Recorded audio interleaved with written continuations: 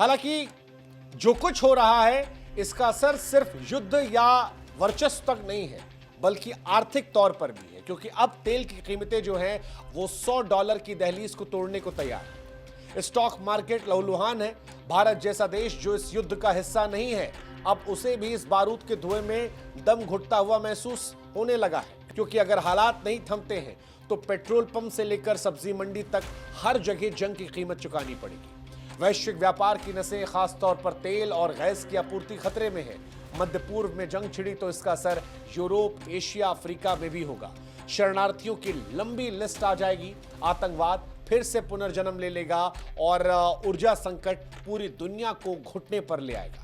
बाजार धड़कनों की तरह थरथरा रहे हैं और हर देश इस वक्त अपनी आर्थिक रक्षा करने की जुगत में है। लेकिन सवाल यह है कि क्या इसे रोका जा सकता है? क्या अभी भी कोई रास्ता बचा है? क्योंकि रास्ते सिर्फ दो नजर आते हैं, या तो बातचीत की मेज पर या युद्ध की कब्रगाह पर। जितना डरावना सच ये है कि जितने हाथ इस आग को बुझाने के लिए चाहिए, दुख ये है कि उतने ही पेट्रोल की बोतल थामे खड़े हैं। संयुक्त राष्ट्र जो कभी युद्ध रोकने का प्रतीक था, अब केवल प्रेस कॉन्फ्रेंस तक सिमट कर रह गया है। बैक चैनल बातचीत की कहीं से कोई खबर नहीं आ रही है। हर देश अपने अपने हितों के गुड़ागड़ित में उलझा पड़ा है।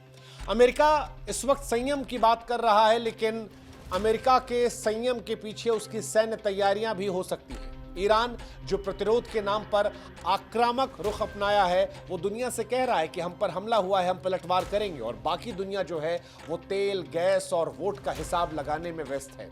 लेकिन समय बड़ी तेजी से निकल रहा है। सवाल यह है कि क्या इस जंग में मानवता का इम्तिहान है? क्योंकि ये जंग सिर्फ मिसाइलों, टैंकों या जंगी जहाजों की नहीं, ये इंसानियत की समझदारी बनाम सत्ता की सनक है। अगर सनक जीत गई तो हार किसी एक देश की नहीं होगी, बल्कि पूरी सभ्यता की होगी, और बीतता हुआ हर एक पल उसकी उल्टी गिनती है। हर देश की जनता फिलहाल टीवी पर मिसाइल गिन रही है। हर देश की जनता फिलहाल टीवी पर देख रही है कि इजराइल में कितने मरे, कितने जो हैं वो ईरान में मरे। हर देश ये देख रहा है कि अमेरिका ने कितनी मिसाइल चलाई, ईरान ने कितनी मिसाइल चलाई, इजराइल ने कितनी मिसाइल चलाई। लेकिन इन सब के बीच एक नज़र जो हमें देखनी चाहिए वो ये कि पेट्रोल कब 100 के पार जाएगा। वो असली सवाल जो आने चाहिए कि अगर जंग ये चलती रही तो फिर अगली पीढ़ी के लिए क्या रह जाएगा? क्या वो ये इतिहास पढ़ेगी जिसमें हमने समझदारी दिखाई, या वो राख के ढेर में खोजेगी कि कौन था जिसने इस चिंगारी में और पेट्रोल डालकर आग लगाई और जिसने दुनिया को राख में तब्दील कर दिया?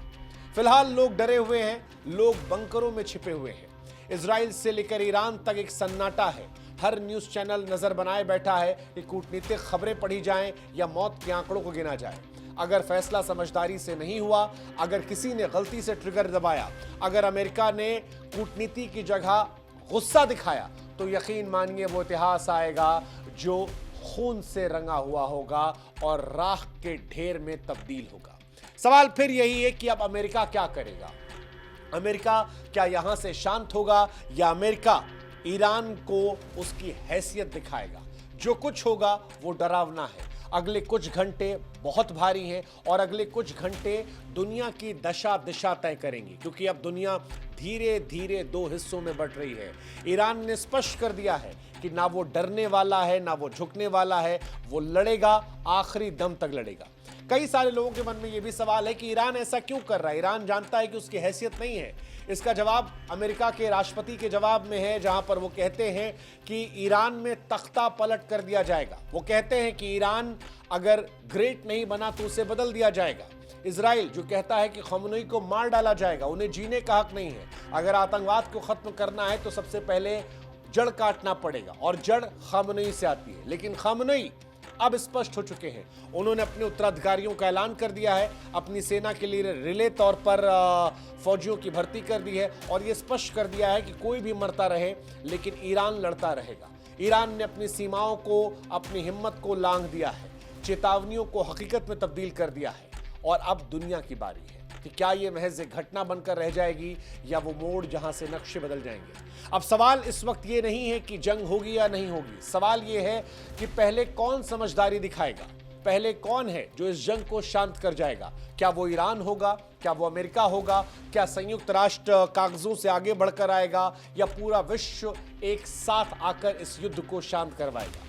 याद रखिएगा कि हर बड़ा युद्ध जो होता है वो एक सीमित जवाब से शुरू होता है। वैसा ही जवाब जैसा इजराइल ने दिया, वही जवाब जो अमेरिका ने दिया, वही जवाब जो ईरान ने कतर में अमेरिकी एयरबेस पर हमला करके दिया। लेकिन इतिहास इस बात को भी जानता है कि जब बारूद बोलता है तब इंसानियत बहुत देर तक सुन नहीं पाती। और सवाल इसीलिए अब ये नहीं है कि कौन जीतेगा, सवाल ये है कि अगर ये जंग नहीं थमी तो क्या कोई बचेगा।